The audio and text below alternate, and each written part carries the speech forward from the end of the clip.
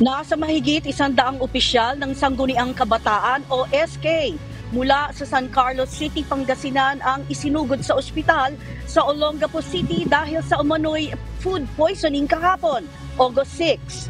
Ayon sa Subic Bay Metropolitan Authority o SBMA, ang 127 na biktima ay bahagi ng Gender and Development o GAD seminar na ginanap sa Travelers Hotel. Ang seminar na inorganisa ng lokal na pamahalaan ng San Carlos City sa Pangasinan ay dinaluhan naman ng mahigit 300 na mga kalahok, kabilang na ang alkalde ng lungsod.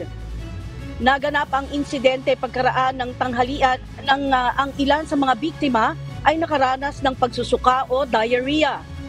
66 sa mga biktima ay na-admit na sa ospital habang ang ilan naman ay pinalabas na matapos uminom ng ilang mga gamot.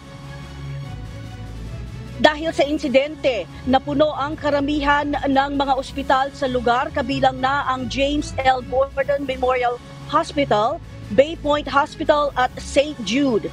Kasalukuyang iniimbestigahan naman ng Subic Bay Metropolitan Authority sa pangunguna ng Public Health and Safety Department, Fire Department at Law Enforcement Department ang insidente. Sasagutin naman umano ng hotel ang mga gastusin sa pagpapagamot ng mga biktima.